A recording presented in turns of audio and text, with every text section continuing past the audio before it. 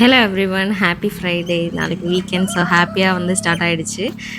இன்றைக்கி வந்துட்டு நல்லா கோலம்லாம் போட்டுட்டு செடியெல்லாம் போய் பார்த்தேன். இந்த ஃப்ரைடே வந்து எப்படி இருக்கோ அப்படி தான் நெக்ஸ்ட் வீக் ஃபுல்லாக இருக்கும்னு ஒரு மெத்து. ஸோ இன்றைக்கி நல்லாவே போச்சு. பார்த்தா எல்லாமே அழகழகாக பூத்திருந்துச்சு. நான் லாஸ்ட்டாக வந்து மீனமிலம் போட்டு அதோட விட்டுட்டு போனது தான் ஊருக்கு. அதுக்கப்புறம் இப்போ தான் நான் ரோஸ் செடி வீடியோஸ் போடுறேன்.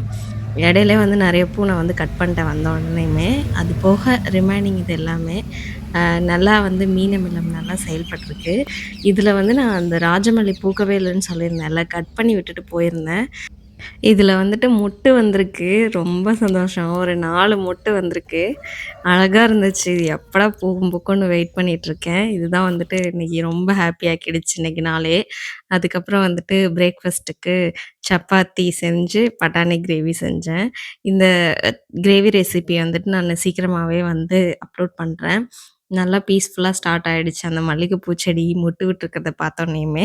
ஸோ நீங்க வந்துட்டு ஏதோ ஒரு ரிலாக்சேஷன் தேடி போறீங்க அப்டின்னா, ட்ராயிங் பண்ணுங்க. அது மாதிரி உங்களுக்கு வந்தா, இல்ல அப்டின்னா இந்த மாரி செடி வாங்கி வளர்த்துட்டு அதுக்கு தண்ணி ஊத்துங்க. அதுலேருந்து பூ வளர்றத பார்க்கும்போது ரொம்ப ஹாப்பி ஆயிடும். மத்த எல்லா பிரச்சனையுமே வந்துட்டு ஓரமா போயிடும் உங்களுக்கு செடி வந்துருச்சு அப்டின்னா. ஸோ ட்ரை பண்ணி பாருங்க. கிரேஸியா ஏதாச்சும் நெனச்சிருக்கிறீங்களா? சின்ன வயசுல வந்துட்டு நான் வந்து டிவிலருந்து எப்படி எல்லாம் வருது அப்படிங்கிறது வந்து எப்படி நெனச்சுட்டு இருந்தேன்னா, ஒயர் வழியா எல்லாரும் குதிச்சு குதிச்சு வந்து உள்ள தங்கி இருந்து அந்த இதெல்லாம் பண்றாங்க, டான்ஸ் ஆடுறாங்க, நடிக்கிறாங்க அப்படின்னு நான் நெனச்சுட்டு இருந்தேன். பட் இப்ப நெனச்சா சிரிப்பா இருக்கு. ஏன்னா என்னோட வீடியோஸ் வந்து நான் டிவில பார்க்கும்போது ரொம்பவே சிரிப்பா வருது என்னோட திங்கிங் நெனச்சா. இதே மாதிரி நீங்களும் வியர்டா ஏதாவது வச்சிருந்திருப்பீங்க ஸ்டோரி இருந்தா ஷேர் பண்ணுங்க. லஞ்சுக்கு வந்துட்டு தக்காளி சாதம்.